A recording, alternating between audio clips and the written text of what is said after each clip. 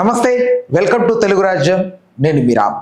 Janu లైరీ yesterday తన Instagram ద్వారా ఎంతో భావోద్వేగానికి గురై తన లైఫ్ని ట్రోల్ చేస్తున్న వారి మీద తను చెప్పాలనుకున్న మాటలన్నీ వ్యక్తపరిచింది తన సోషల్ మీడియా, తన ఇన్స్టాగ్రామ్లో. అయితే ప్రధానంగా ఇది ఎక్కడ మొదలైందంటే, ఈ అమ్మాయి ఒక పెళ్లి ఫంక్షన్కి వెళ్ళి అక్కడ సెల్ఫీలో దిగి ఉండగా సేమ్ యాజ్ ఇట్ ఈస్ శారీతో అదే పిక్తో దిలీప్ దేవగన్ అనే ఒక సింగర్ తన ఇన్స్టాగ్రామ్లో కూడా పెట్టడం జరిగింది. ఫేస్ రివీల్ చేయనప్పటికీ తనే అని చాలామంది కన్ఫర్మ్ చేసుకొని ట్రోల్స్ చేయడం, వీడియోస్ చేయడం, డౌట్స్ క్రియేట్ చేయడం, లేని దాని గురించి ఎక్కువగా ఉంది అని దాని గురించి పోర్ట్రేట్ చేయడం, ఇదంతా కూడా ఈ అమ్మాయిని చాలా డిస్టర్బ్ చేశాయి. అయితే మెయిన్గా ఈ అమ్మాయికి సంబంధించి నిన్న కూడా మనం ఒక వీడియో చేయడం జరిగింది. ఓవరాల్గా ఆ వీడియోస్ అన్నిటికీ సంబంధించి మెయిన్గా తను ఎప్పుడైతే ఈ డి షోకి ఎంటర్ అయిందో అప్పటి నుంచి ఈ అమ్మాయి మీద ట్రోల్స్ స్టార్ట్ అయ్యాయి. ఎప్పుడైతే శేఖర్ మాస్టర్ గారు ఉత్సాహంగా ఈ అమ్మాయికి సంబంధించి ఈ అమ్మాయి పర్ఫార్మెన్స్ని పొగడడం మొదలుపెట్టాడో ఆ టైం నుంచి శేఖర్ మాస్టర్కి ఈ అమ్మాయికి ఏదో ఉందని, ఈ అమ్మాయికి డ్యాన్స్ నేర్పించినటువంటి ఎవరైతే అభి కొరియోగ్రాఫర్ ఉన్నారో ఆ అబ్బాయికి ఈవిడికి ఏదో ఉందని, ఇలా చాలా కథనాలు వచ్చాయి. అది నిజాలు వాస్తవాలు ఏంటని తెలియనప్పటికీ చాలామంది ఇందులో నిజం ఉందని నమ్మేసి ఆటోమేటిక్గా ఆ విన్నింగ్ ఏదైతే అయిందో ఆ టైటిల్ దానికి కూడా కారణం శేఖర్ మాస్టర్ అని జస్టిఫికేషన్ ఇచ్చేశారు. అయితే నిన్న తన వీడియో పెట్టిన తర్వాత అసలు ఏం జరిగింది అని అందరూ కన్ఫ్యూజన్లో ఉండగా ఈరోజు ఒక వీడియో పెట్టడం జరిగింది. ఈవిడ అట్ ద సేమ్ టైం ఎవరైతే మనం ఇందాక ఆ సెల్ఫీలో ఉన్న వ్యక్తి దిలీప్ దేవగన్ సోకాల్డ్ ఒక ఫోక్ సింగర్ ఉన్నారో, స్టేజ్ పర్ఫార్మర్ ఉన్నారో, అతను క్లారిటీ ఇస్తూ ఒక వీడియో పెట్టడం జరిగింది. ఫస్ట్ అయితే ఈ వీడియో చూడండి, జాను ఏం మాట్లాడిందో. వీడియో చేసి దానివల్ల చాలా మంది బాధపడ్డారు, చాలా మంది రియాక్ట్ అయ్యారు, చాలా మంది సపోర్ట్ చేసిన ప్రతి ఒక్కరికి థ్యాంక్ యూ సో మచ్. నేను చాలా రోజుల నుంచి అన్ని చూస్తూ ఉన్నా, నేను ఏది ఇప్పుడు పట్టించుకోలేదు, కానీ కొంచెం బాధ అనిపించి డిప్రెషన్కి వెళ్ళిపోయినా, ఇక్కడ నా ఫ్యామిలీ బాధపడుతున్నారు నాకు చెప్పలేకుండా అని ఆ సిచ్యువేషన్ అన్ని ఆలోచించి డిప్రెషన్కి వెళ్ళిపోయినా తప్ప నేను ఎవరికి భయపడేదాన్ని కాదు. భయపడితే ఈ స్టేజ్ నేను ఉండేదాన్ని కాదు. నేను చాలా స్ట్రాంగ్గా, నేను అందరికీ తెలుసు. ఇంకో విషయం, పెళ్లి గురించి అందరూ అవును నా పెళ్లి వల్ల ముఖ్యమైన నష్టం ఉందో లేదు కదా, నేను కొత్త లైఫ్ స్టార్ట్ చేయబోతున్నాను, నా కొడుకు నేను చాలా సంతోషంగా ఉండే, సంతోషంతోనే మీకు ఆన్సర్ నేను చెప్తాను. నిన్న చేసిన వీడియోలు కూడా కొంతమంది మంచి తీసుకున్నారు, కొంతమంది చెడు తీసుకున్నారు. అది ఆగదు ఎప్పటికైనా ట్రోలింగ్స్ అనేది. నాకు అది అర్థమైంది. నేను దాన్ని పట్టించుకోవాల్సిన అవసరం నాకు లేదు. నా లైఫ్లో నేను చాలా స్ట్రాంగ్గా ఉంటా, ఇంకా ముందుకు వెళ్తూనే ఉంటా. మీ జానకి ఎప్పుడు స్ట్రాంగ్గానే ఉంటుంది. కొంచెం డిప్రెషన్కి వెళ్ళిపోయినంత మించి ఇంకేం లేదు. Thank you so right, Jaanu పెట్టిన వీడియో ఇది. సో ఇక్కడ అందరూ తెలుసుకోవాల్సిన ఒక విషయం ఏంటంటే, చాలా బలంగా కూడా మీరు అందరూ అర్థం చేసుకోండి, వినండి, ట్రై టు బి అండర్స్టాండ్. ఎందుకు జానుని టార్గెట్ చేయాల్సి వచ్చింది, ఎందుకు ఈ అమ్మాయికి సంబంధించి ఎక్కువగా మాట్లాడుతున్నారు. ఈ అమ్మాయి లాంటి అమ్మాయినే పల్సర్ బైక్ ఝాన్సీని ఒక అమ్మాయిని ఇబ్బంది పెట్టి ఆ అమ్మాయిని ట్రోల్స్ చేసి ఆ అమ్మాయికి రంగు పురాణాలను అంటగట్టి లేని దాన్ని ఒకదాన్ని క్రియేట్ చేసి ఉంది అని బలంగా రుద్ది నమ్మించి ఆ అమ్మాయి జీవితం నాశనం చేసి ఈరోజు ఆ అమ్మాయి ఎక్కడుందో ఏం చేస్తుందో కూడా అర్థం కావట్లేదు. పాత వీడియోలు ప్రజెంట్ ట్రెండ్ అవుతున్నాయి తప్ప తను ఎగ్జాక్ట్గా కండక్టర్ ఉద్యోగం చేస్తుందా లేదా అని కూడా డౌటే. తన హస్బెండే తన దగ్గర నుండి ఎంకరేజ్ చేశాడు. ఎవరు ఎంకరేజ్ చేయరు ఈ రోజుల్లో, హానెస్ట్గా చెప్పాలంటే. మూసుకొని ఇంట్లో కూర్చోమని చెప్పేవాళ్ళే 90% ఆఫ్ ది మెన్.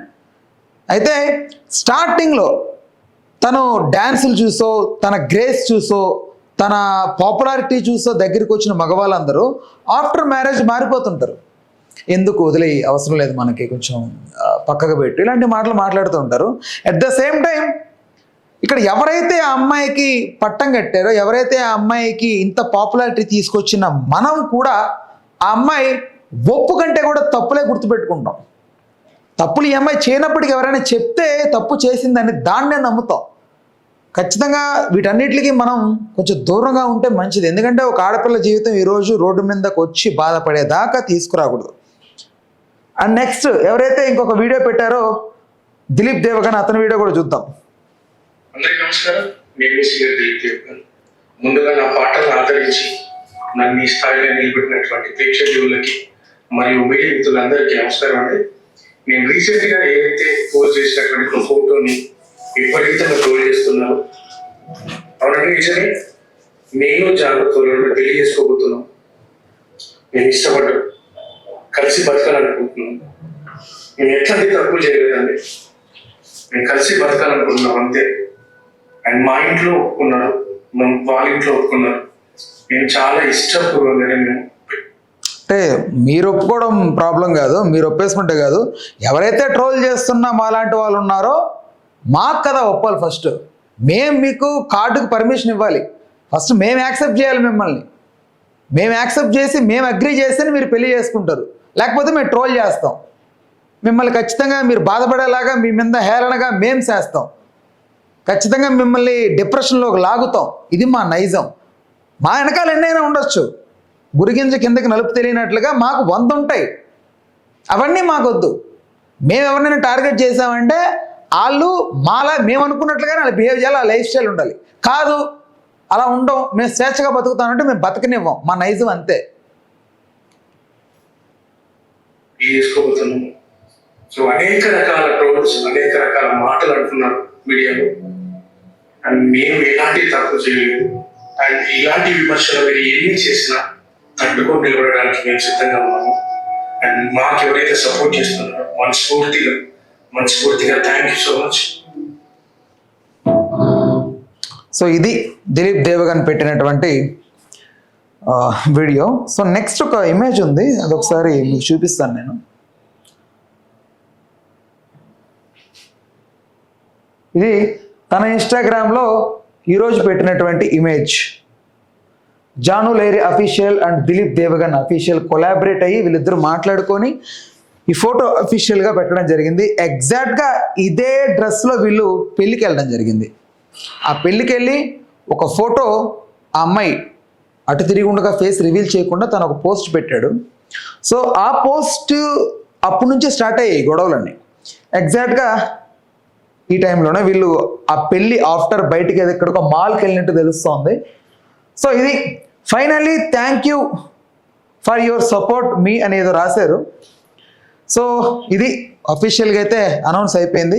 అండ్ దయచేసి ఇక్కడికైనా అర్థం చేసుకోండి ట్రోలర్స్ అండ్ మీమర్స్, దయచేసి ఈ అమ్మాయి లైఫ్ని వదిలేయండి.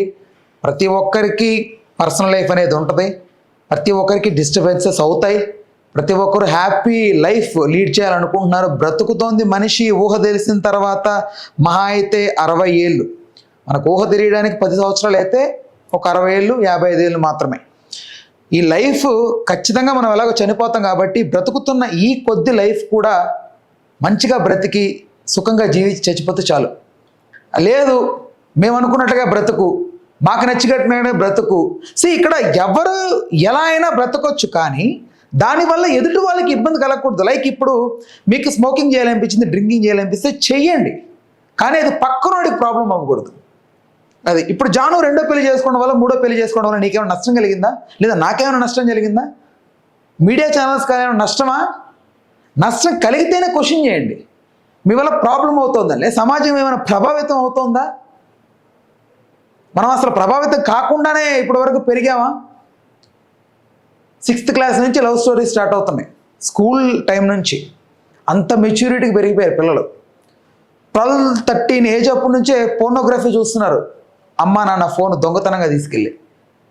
ఇలాంటి సమాజంలో బ్రతుకుతూ ప్రతి ఒక్కడు నీతులు మాట్లాడుతున్నాడంటే I didn't understand. Try to be, అర్థం చేసుకోండి. పాప మొదలేయండి, తను ఏదో మంచి లైఫ్ లీడ్ చేయాలనుకుంటుంది, రైట్. ఇలాంటి వీడియోస్ కోసం వెంటనే మా ఛానల్ అయితే సబ్స్క్రైబ్ చేసుకోండి. Stay tune to the our channel Telugu Rajyam. నేను మీ రామ్. హలో, తెలుగు రాజ్యం ఛానల్ చూస్తున్నారా? సామాజిక రాజకీయ జీవన చిత్రణే తెలుగు రాజ్యం. అతిశయోక్తులు అసత్యాలు ఉండవు. రాజకీయ కోణం కాదు, ప్రజా కోణమే కొలబద్ద. తెలుగు రాజ్యం వీక్షణ మీ ఉత్తమ అభిరుచికి నిదర్శనం.